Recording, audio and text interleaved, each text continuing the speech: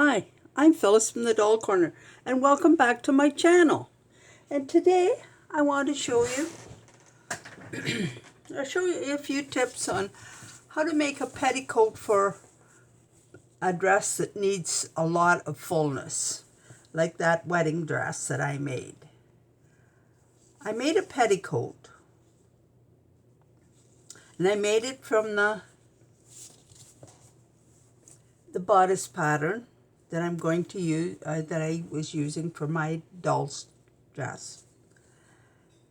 Only I made it the neck a little bit bigger and the sleeves armholes a little bigger.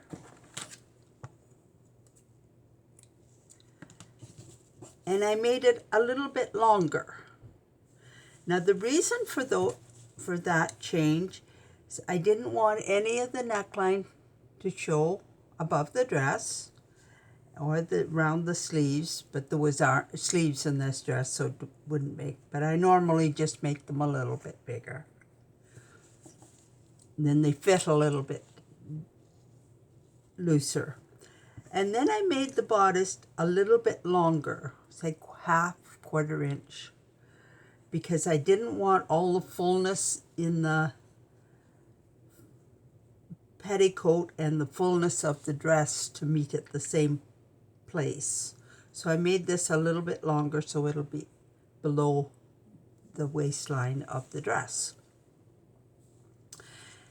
And when I got my bodice together, I measured the distance here, which this is around 9 inches.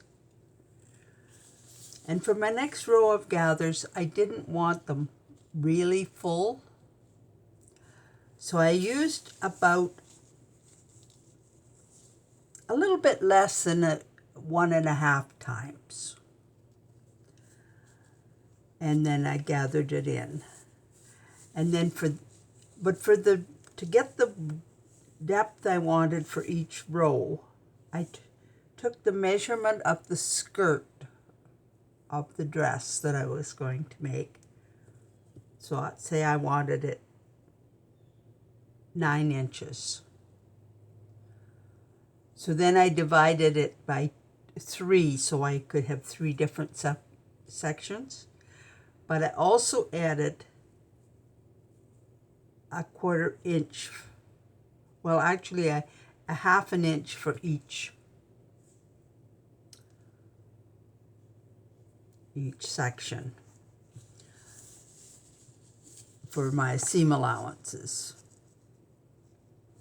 And then I cut them. And I gathered them with my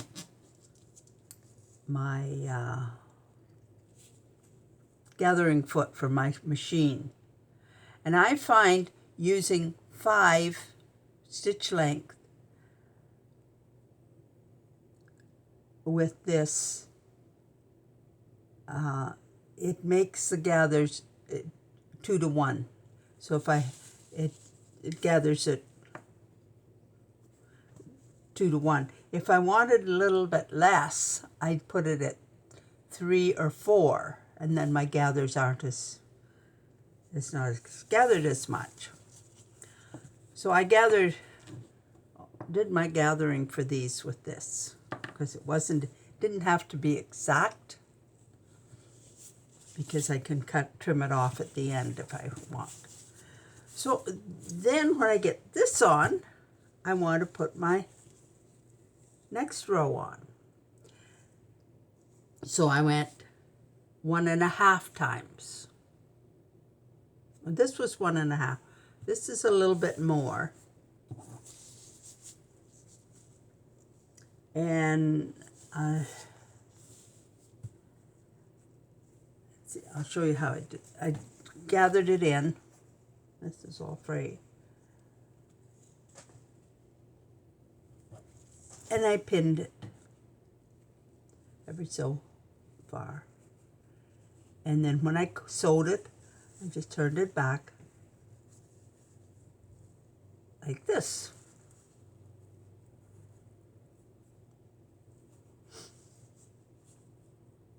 And if I wanted to put the 4th row on, I would just make another row. But for the dress, I think I just used 3, maybe 4. Can't remember. I have to check it. Anyway, then for this around here to keep it nice and so it would sit out. This is, I don't know whether you can see that or not. It's fish line. And I took 2 thicknesses of that. And I put them in my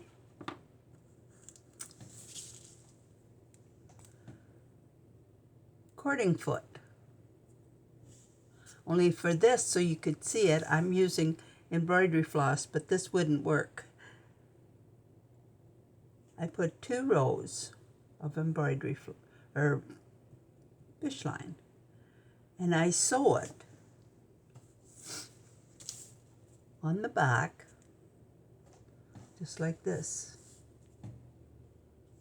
Only I use my triple zigzag stitch. And my triples, this is my fishing line, and my triple stitch goes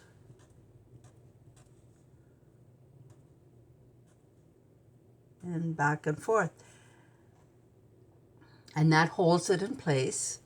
You want to make sure you've got enough out here to knot or something, because you could pull that loose, because this stitch does not land on the fish line.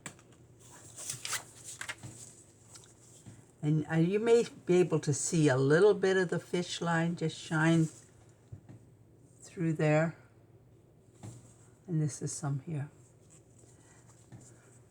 And then it leaves it a nice triple zigzag stitch along there. And that holds it out. You can see how it doesn't want to. And yet it's light enough that if you want to.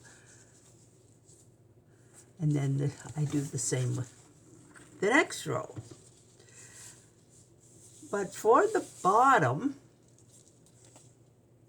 of the skirt, I make I turn in just a narrow hem, and I'll show you this in more detail, and just sew it right along the edge here. And then I trim all this away. So I trim that off and turn that in like that, and do a zigzag, triple zigzag with my fish line again. And that makes it sit out nice and straight. And it gives its shape. But you could double this and put it on like that.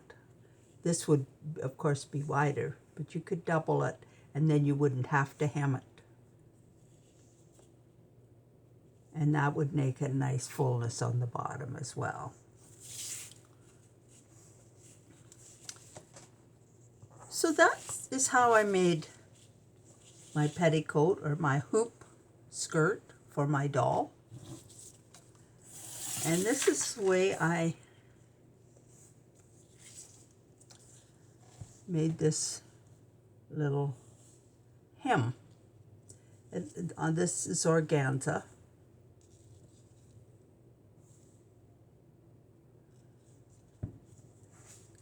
I'll show you with the black thread.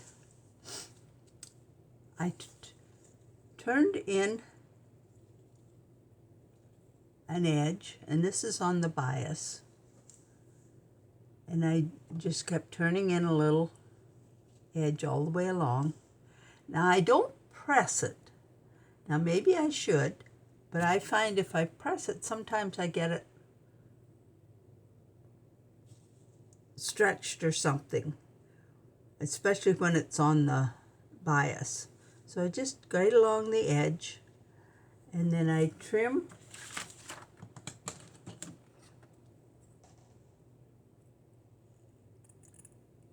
this seam right back.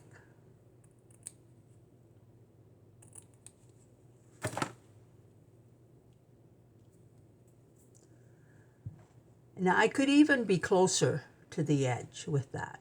And then I turn that on over and just stitch on top of the thread, my stitching.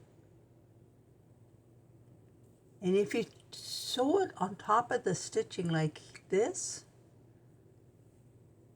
you only have one, it looks like one seam, but you see what a nice little hem that makes, and nothing is going to affect it. Well, unless it gets really, but that's on organza. And I use this on most of my circle skirts and things like that. And I have shown you this one on another video. And there was a lot of tiny sequins on this dress that I made, but I couldn't find the sequins, and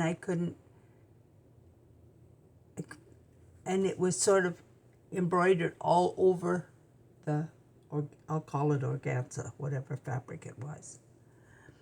So in place of that, I took a thread, a metallic thread, and I put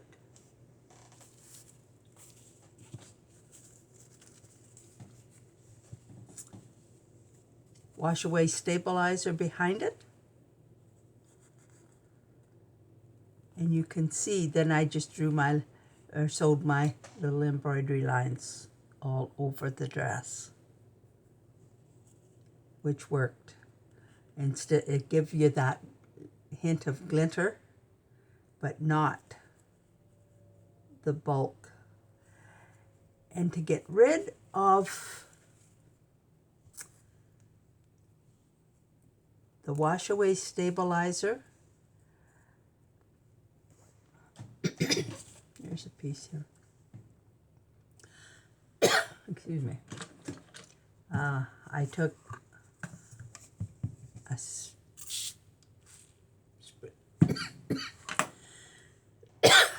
sprint of water, and if you just go like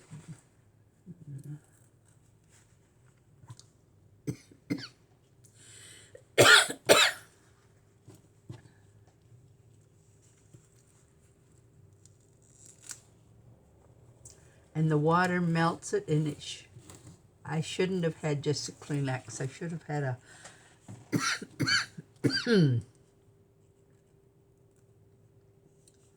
but it dissolves this wash away stabilizer, and then you can see.